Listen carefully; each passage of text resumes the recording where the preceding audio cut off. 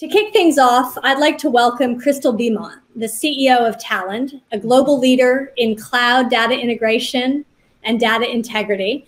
Christal has spent decades in enterprise tech, most recently serving as Chief Revenue Officer at SAP Concur, leading its $2 billion business organization.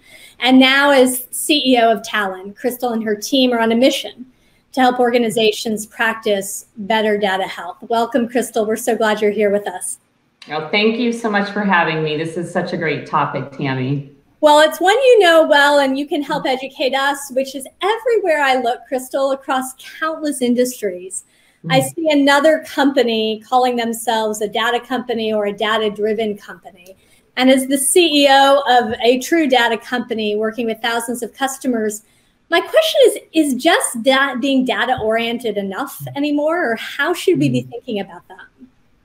It's such a great question, and maybe I'd reframe it a little to say, I think almost every company realizes now they must become first and foremost a data company, truly in order, especially after the pandemic, to show up in a way that no longer just looks at trends or historical perspective, but really having to look around the corner and think about how do we not only use data in a more efficient way in terms of all the great advances with cloud data warehouse and the accessibility to data, but how do you use it in a responsible, meaningful way as a weapon to stay competitive and as a way to help meet your customers where they're at.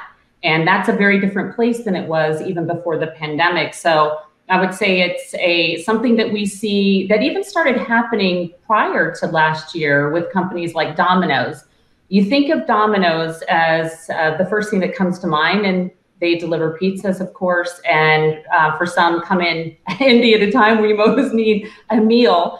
And really what they did a number of years ago was they transformed into a data company. And they did that in a way to help find their consumers, make sure that they could scale their business and really stay competitive. And you can see how that really transformed their business. But with the pandemic, it made it a requirement because we no longer have the opportunities that we had before of time and obviously risk. So I think it's very much here to stay, data first, and then deliver the products or services after. So it makes sense that people are kind of thinking in that way now. And so now the question is, what's the next step on that, right? What are the challenges that you're finding that companies who are embracing the idea of data as a competitive advantage, but also a risk, what are those issues that they are wrestling with? What are the risks that you think that they should be looking at as they do that?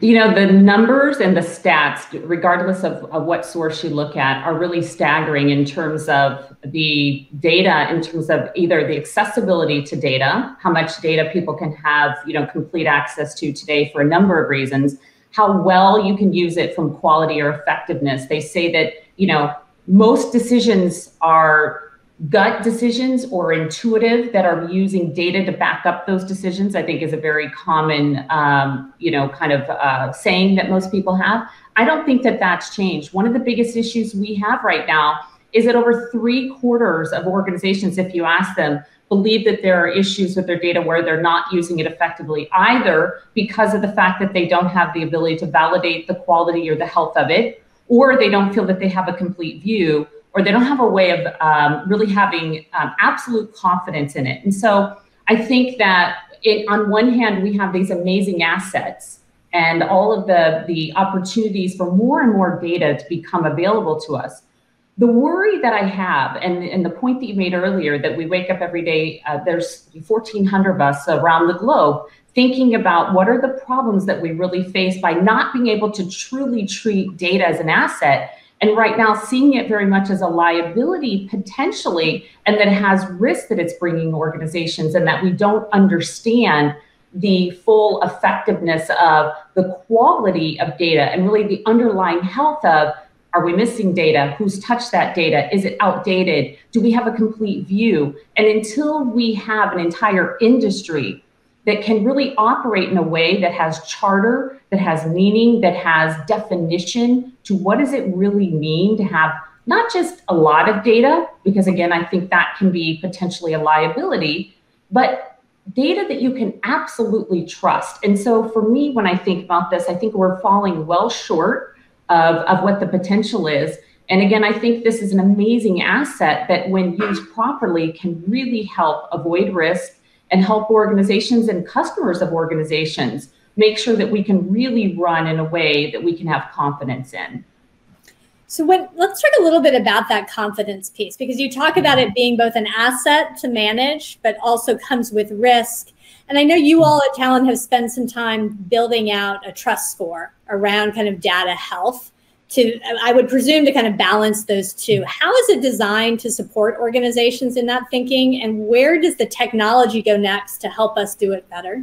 Yeah, well, I'll start with the idea of data health. So data health is something that is, in our opinion, extremely comprehensive. So it's data health is establishing a vision for everything from the systems to the processes to the people. And it's really a mindset and an entire culture. It's about having definition for what, health measurements and health expectations are, and being able to quantify it and have explainability. Why do we believe something's healthy or not? And it goes well beyond quality. I think for many years, you'll hear, terms used as data quality. To me, that's table stakes. Data quality is simply, do I have the right format? Do I have any missing data? There's just very basic assumed data quality measurements or expectations. But when you really think about, is data healthy? When you ask someone, how do you measure the health of your business? It always goes to data. Well, then how do you measure the very thing that's measuring your business?